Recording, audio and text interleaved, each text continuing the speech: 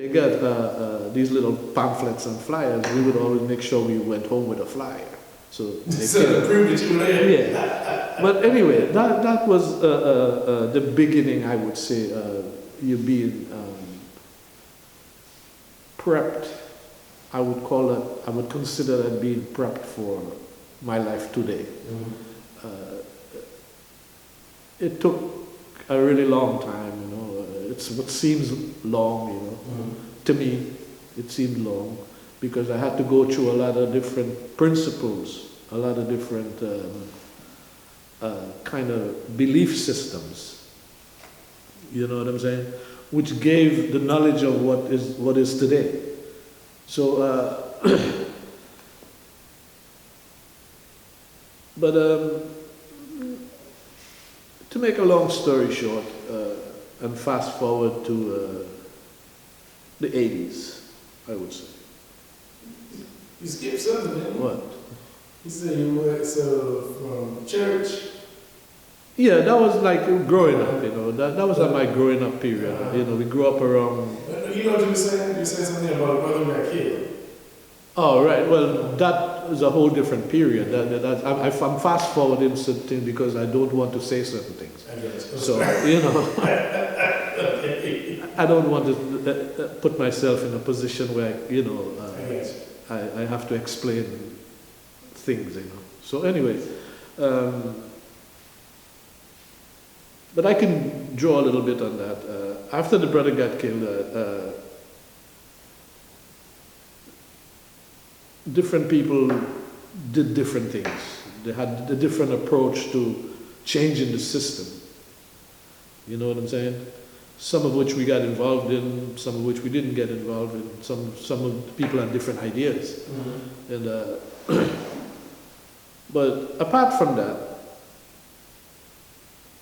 my life, my personal life itself, I was always interested in understanding what is the connection between Indian people and African people.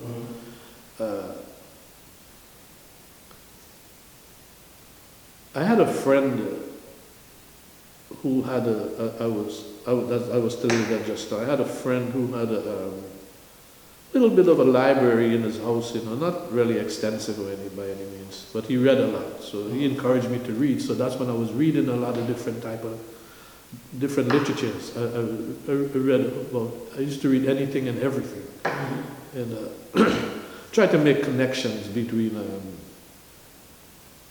historical connections. What is what, and who is who, and how come they happen to be here, and why they're here, and what got them to this position. And because I wanted to understand the whole dynamic of oppression and the slave trade. And you know, we were calling people slaves. You were saying they're a slave, but when in actuality,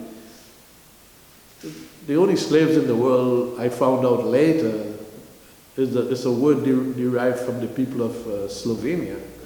And they were Slav, they were Slavic people, and they, you know, that had nothing to really do with us, because,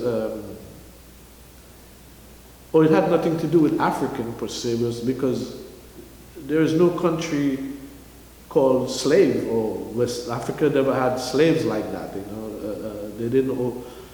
They didn't have a world dominant. I found that later on. This is later on in my life. I found out that they didn't really. Africa doesn't have a dominant slave ideology or conquest ideology that demands them to enslave the world or oppress the world. You know, that's a European mindset. But anyway, as I said, at 14 and 15 and 16. 17 was my teenage years spent not being a teenager. You see, for events which I would decline to mention. When I became 20, I met this brother. His name is Clinton Lizama, and he introduced me to like yoga and stuff like that. So we were doing that then. Reading and so I found this book one time on a shelf called A Speaking Tree. And that was the first time I heard the word Dravidian. And this was written by a European brother. I started to formulate and understand how it is the connection between Indian, what's called Indian, and what's called African. And then I come to realize that both those words, India and Africa, are both European, have European origination. They're not necessarily, you know what I'm saying? So then you start dividing the thing and realizing, well, you know, how oppression come to be and what caused it and why is it like the way it is. And beginning to understand that puts a whole different spin. For me, it put a whole different spin on the direction I was going. And I was only like 21 at the time, and I didn't, I mean, I did all the things that young people were doing. I went to parties and blah, blah, blah, blah, blah. And, you know,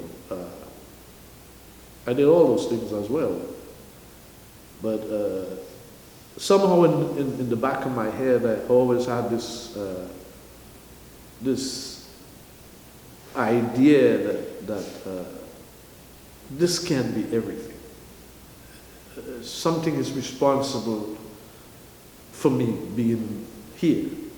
And this is not no by chance, you know, kind of thing. But being distracted with all the other life situations, you know, it's not something in the forefront of your head. It's still in the back. But it's always been there. It hasn't gone anywhere. It still hasn't gone anywhere today. And only this time I'm closer to it than I was before then. I was, you know, I didn't come from a highly religious family or highly religious background. I don't even like religion, honestly speaking. I don't seek religion. I don't seek, you know, because there's really no explanation for, you can't explain absolute truth, you know. We don't have the authority to explain absolute truth. We can't explain absolute truth. And there's something absolute about what is happening. So anyway, I don't want to go all over the place. I'm just trying to keep this in a straight line, you know. So, but I don't want to, as I said, I don't want to speak about certain things, you know. It's not out of fear that I don't want to speak about it, you know. It's out of concern for my own safety and my safety of my people, the people that I know. And it's so anyway, the trip, the whole trip take me down like a Christian path at one point, from going from a yogic path into a Christian path. After the whole practicing of the yoga business and all of that, I started to become not Christianized, but try to understand things from a biblical point of view. And in there I found things that didn't really make sense, and some of it made sense, and you know. And while I was involved in that, along came the idea of the fight against oppression was always with me. So we were seeing Jesus Christ as a revolutionary. We were seeing Jesus Christ as a person who fought against oppression and, you know, that kind of thing. Right. So that led me into then in 1976, I think it was, there was this brother this African brother from Trinidad. He lives in Boston, actually. Lives in Boston now? Yeah. He had come home for a visit one time, and he brought with him all of these books, and they were they were based on Black history and Rastafari and all that kind of thing, and Haile Selassie, and you know. But that was interesting because it had a revolutionary perspective, and it was right down the line that I was on in my mind already. So I was like, okay, so we get to read it, and you know. explaining and understanding. And so I didn't understand it from a Christian point of view at that point. I understood it from a more revolutionary background. Then I started to read speeches by Haile Selassie and realized this is just what I thought. This is just the way I think. This is, you know what I'm saying? And, so fast forward, 40 years of my life has gone by. And now I'm got dreadlocks and everything, and the whole 9 yards, And culture was the revolutionary culture, and God culture was part of the makeup. And, so you were a Rasta? Yeah, I was. I want to make sure it was clear. Yes, I was, and I still am in some ways, because I still have that anti-oppression, anti-colonization behavior and mentality. So it's like, and that's one thing about the Rastas that attracted me personally, was that anti-colonial, because as I said before, the earlier part of my life was that. So I stayed in that strain, that vein. You know what I'm saying? And but the one thing I couldn't get with it, because from reading the Bible, there's parts in the book of Revelation that tells you Christ would return as the Lion of Judah.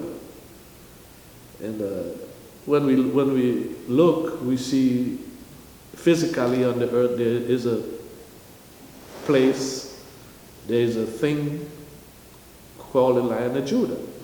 And it's Christian. And it belonged to the most ancient Christian theology in the world. You see what I'm saying? So this opened up a whole lot of possibilities for that being the truth.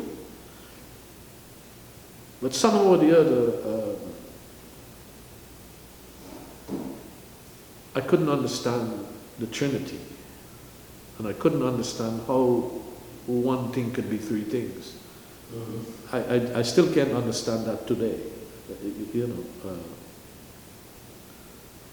As far as Islam goes now, for that, I have to backtrack a little bit to give you because I'm going to say 1975. There you go. I was going to put that I took Shahada because I was in an area where I was, as I said, I had just coming out of a revolutionary period in my life, and that was the next thing that seemed very revolutionary to me, because it talked about the fight against oppression and blah, blah, blah. And so that was like, yeah, this is what I want. So I had taken Shahada then, and as time went by, I forgot about, that I did that, and I never really mentioned it to anybody, and I never focused on Islam in that kind of way, as a concept. I'm not saying as an overall life. It's a concept, because Islam to me is a way of life now. It's always been a way of life. It's not it's absolute truth. And like I said, you can't contain absolute truth. There's nobody on the face of this earth who can explain that. You can try. All scholars, everybody, they can try. They can try. Believe you me, they can try. And I understand they can try, and I admire them for trying. I'm not going to discredit them at all. But when you're talking about absolute truth, you don't know what the size of that is. Right. You know what I'm saying? I'm going to send you something on absolute truth, because I got a video that's really good on it. And what the brother says is you can't prove an absolute, you can only prove that it's necessary. Exactly. Right? Exactly. That's exactly my thought. It exists, but you can prove that it's necessary to exist. Because we exist is why. Right. It exists. Why it's necessary. Exactly. So, like I said, I took Shahada then, and that was probably what, 1975 to now was how much years? You said 75? Yeah. To now? Yeah, that's 45 years, Right. or 50 years or something. So 75, I was born in 76, so that's to now is 47, 48 years. 48 years. And so that was my, I would say, my beginning of what the question, up to the question you asked, my journey. Yeah. But what I was explaining to you before is that my journey in Islam began before, Right. because Islam is a way of life. Right. And based on the premise that everybody is born Muslim, there's right, the term non-Muslim is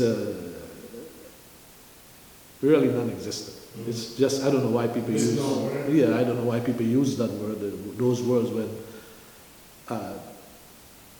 and that's words been used for hundreds of years. That statement is a non-Muslim, thereby adding a separate, you can't separate Islam. If Islam means submission to God, you can't submit that. Everybody, and if it goes together with everybody's born a Muslim, how do you separate it? How do you make it a religion? You see, the journey has been, for me, it's been exciting. It's been tough, and it has a lot of pain in it. I'm not going to go into details of So it. let me ask you this, because you said 75, you took your shahada. In 76, you became a Rasta. So what happened in between that caused that I don't know. I really don't understand what happened to change my mind, but my mind wasn't changed, is what I'm trying to explain. Was there any issues or any experience that you had after taking your shahada that kind of sold your mind about I think what happened was that my environment was going in that direction. So it's kind of like going with the flow. And because all of the young men and women in my village was becoming Rasta, because we were all grandchildren of these old revolutionaries. And you know what I'm saying? We grew up with a certain resistance in our minds. You understand? We grew up with that certain resistance. That was a normal thing for us. It was not something foreign. So the experience that you talked to me about with the other brothers, talking about the African brother, when was that? I thought that was around 75, but that was a different time. We had always grown up among Africans. Always. I mean the Muslim brothers that was talking to you and thought you thought the way they did about the African brother. You know what I'm talking about? Oh yeah. I will get to that. I get to that. I forgot about that actually. I get to that. What changed for me really is prior to being a Rasta, when I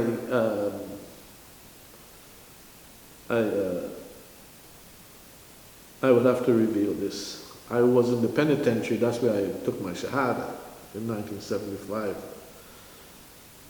And getting out of there. Mind you, I wasn't serving any sentence or anything. You know. You said you wasn't serving any sentence? Oh, okay. I was on remand waiting trial. The whole time? Yeah. That's crazy. I didn't make jail, as we say in Trinidad. I didn't do any. I'm not a convict. You know, I'm not an ex-con either. So, you're waiting trial. We were waiting trial. That's so we went through the trials and whatever. But we've been there. You know, so. And you were exonerated? Yeah. Right. So the thing, when I came out, my parents had moved from the oil belt where we were living and ended up in another village, which is in the sugarcane, one of the sugarcane areas. Because the house we were living in had fallen down. It was on stilts and it got so old, and you know, it couldn't take, the legs couldn't